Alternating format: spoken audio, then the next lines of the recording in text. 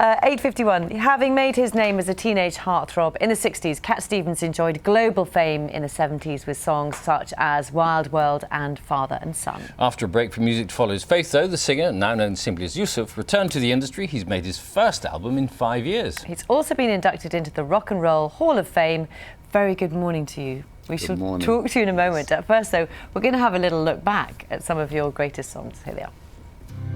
Oh, baby, baby, it's a wild world.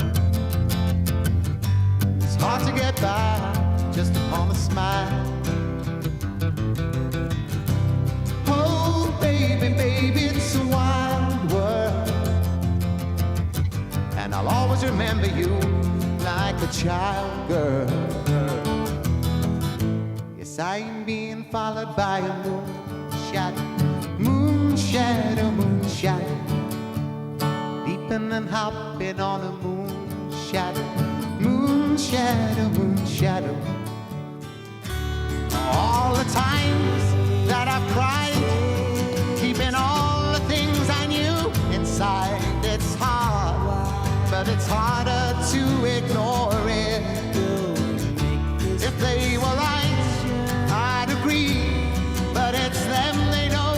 Not me. Now there's a way, and I know that I have to go away. I know I have to go. Lovely stuff. Morning, Yusuf. Morning. Your son actually worked with you on your new album. Yeah. I was wondering, do you ever think about that song, Father and Son? I don't know how old your son is. Do you ever think about Father and Son when you're with him, talking to him, in your relationship with him? Yeah, but the weird thing here was like it was my son who got me to come back home again, back with the guitar. It's strange because the song talks about the splitting apart, whereas in a way my son helped me to kind of get back together again with many of the things which he learned about my past and also my music, and which I think he's helped me to reconnect with. So you've given it up because you discovered Islam and converted to Islam. That's why you've given up the music. And then how did it, he just left a guitar in your house, or what happened? Yeah, well, I mean, I left the music business in a way, not just music, but because I'd wanted to get my life fixed, first of all. There's a lot of basic things you have to get right first. Music is a luxury, but after, I've now got a history of, education, bringing up a family. I'm a granddaddy, and music has become, I think, very much more important to me now. And so coming back to music, it was he who brought the guitar back into the house, and I'm looking at this thing, I'm thinking, I know this lady, looks like a lady, but anyway. Did he say, "Come on, Dad"? No, he was in bed when this was happening and sleeping, and I just got back onto that guitar and I started to realise, and I began writing a song immediately. I was like, whoa, I've got another job to do. But I think music is just something that it can build bridges, and in my case particularly, it's important for me to reconnect with so many of my people, or people who have followed me.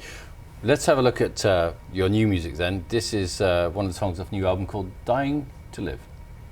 I've heard it said there's beauty in distortion by some people who've withdrawn to find their heads. Now they say there is humor in misfortune.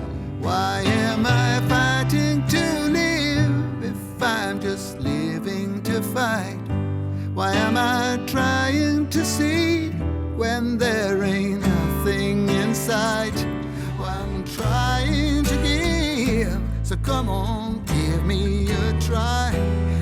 I'm dying to live until I'm ready to die.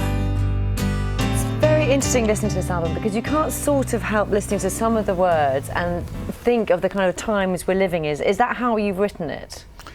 The underlying theme of this album is really, it's me going back to my roots, which when I was a teenager, I used to just listen to R&B. So I wanted to always do an R&B record.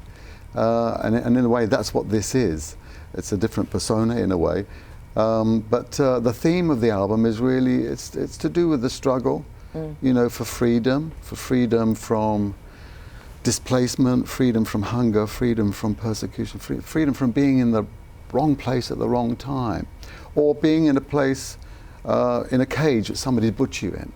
And so I think that I've been put in a few cages, you know, and so the R&B aspect of it is me trying to get free. What do you mean you've been put in a few cages?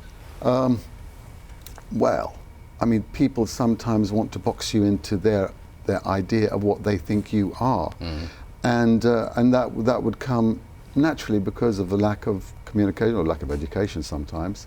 And so sometimes I've been put in a position where I've looked like one person. I'm looking at this person on the paper, or, you know, I'm saying, they've got it wrong, you know. So I sang, one of my first covers I did was of a Nina Simone song called "Please Don't Let Me Be Misunderstood," you know, and so I think a lot of my career has been trying to battle with an image or an idea that people have got of me, which isn't me, you know. But this record, I think, is me, and it's another side of me, which I think. You pulled out, is this right, of a concert in New York because of the ticket touts? Is that right? Yeah, I found out from the fans that, you know, there were like tickets going for like $1,000, $2,000. They're supposed to be, you know, between $70 and $200. So I tried to kind of skip that problem by going to Philly, which we're doing. It's a whole area where, you know, there are always middlemen somewhere that are trying to make, you know, more money out of your career. We want to hear some more of your music while you're here, because this is You Are My Sunshine, but it's a different, very different take on it. Yeah. Here we go. You are my sunshine, my only sunshine. You make me happy when skies are gray. You'll never know how much I love you. Please don't take my sunshine away. Have you been wanting to do that for a while? Because that is a completely different take, isn't it? Yeah, I love that. I was inspired by Ray Charles, his version of that song, not Anne Murray's. Right. But there's a verse from Anne Murray actually in that song, my version. Yeah, because You Are My Sunshine is normally a bright, cheerful thing. You put a sort of a minor key on there. Key on that, yeah. And you know, there's a little, but there's a great little reference in the verse which I took from Anne Murray. It says, you know, my mama once told me what a soul should know. It's about the devil, you know, and I hate him so. And he'll be crying if we don't frown, keep on smiling. Let's stop hanging around. I love that. You're touring as well?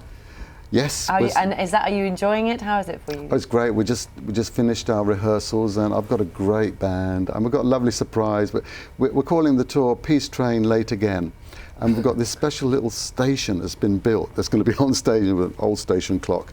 And of course, we're all waiting for the Peace Train to arrive, but as most commuters know, they don't usually come on time. How much of the back catalogue do you sing?